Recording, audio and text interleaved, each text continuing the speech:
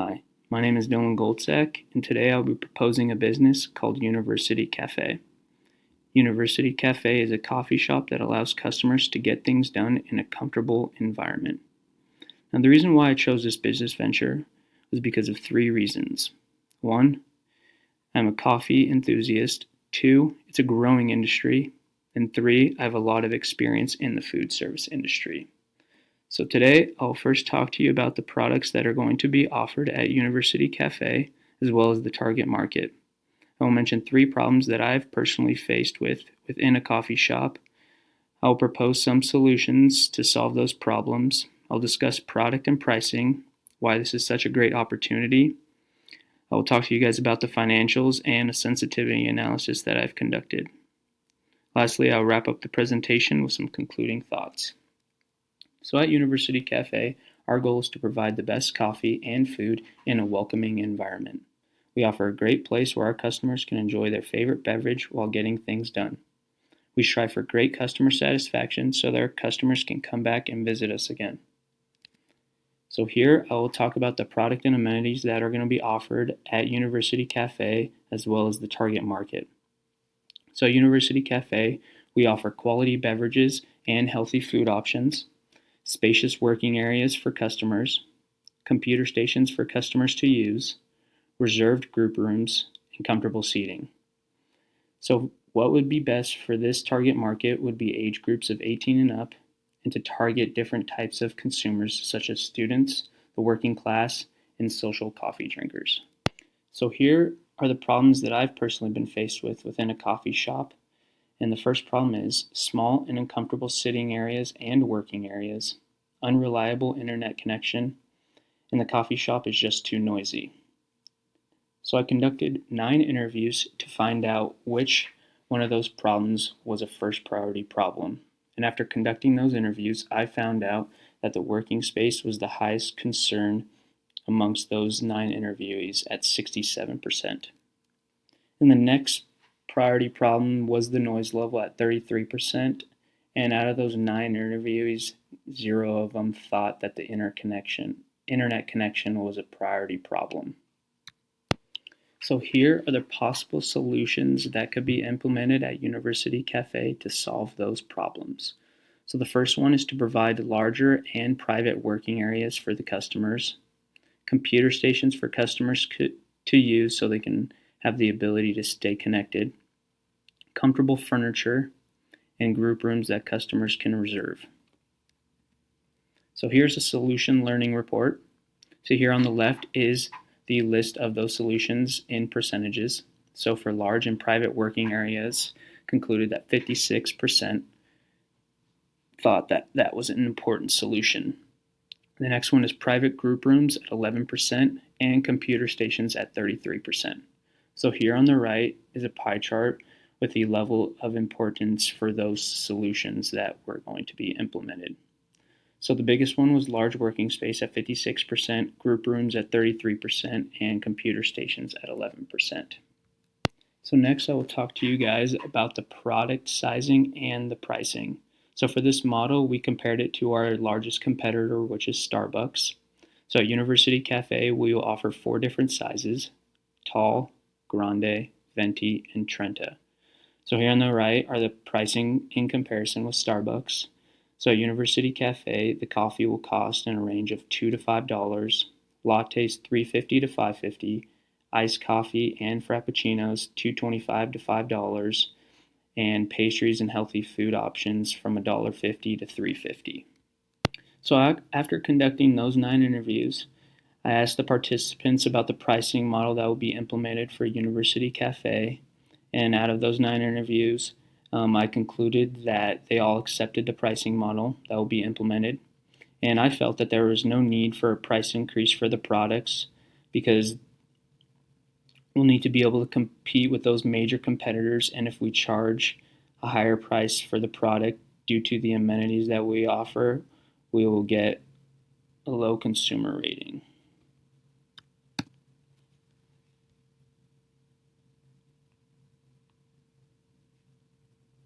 So now I'll discuss why is this such a great opportunity in business venture. So University Cafe is attractive, durable, timely, and adds value. So we're going to add value through quality beverages and healthy food options, comfortable seating for socializing with others, amenities that cater to every type of customer. And this is an attractive and durable, timely, and adds value because customers have the need to stay connected socially through the internet, whether it's with friends, family, or colleagues, and people like that. There are no coffee shops that offer what University Cafe does in the city of Billings. And lastly, coffee shops are trending upward due to the consumers always being on the go. And according to The Economist, Harvard Business School conducted a survey and they concluded that the percentage of working Americans working 50 hours or more during the week is about 94%. So that shows that a lot of people have busy, hectic lifestyles, so they're willing to purchase a coffee on the go at a coffee shop. Now I will discuss the financial feasibility. So I made a couple assumptions when conducting this feasibility analysis, and I assumed that coffee drinkers will purchase at least 3 cups of coffee per week, and that the other alternatives variable will be 50%. So with that being said, with those variables being at the numbers they are, the net present value will be $217,769.52. Now, the NPV is going to be what the business will be worth at the end of the 5th year.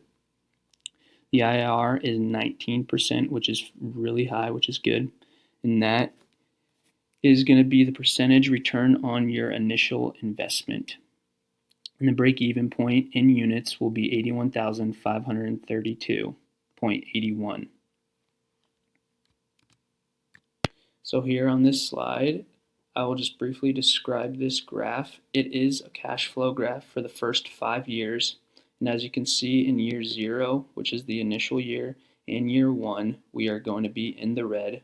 But after the second year operating, we will be in positive in the green at $7,979.69.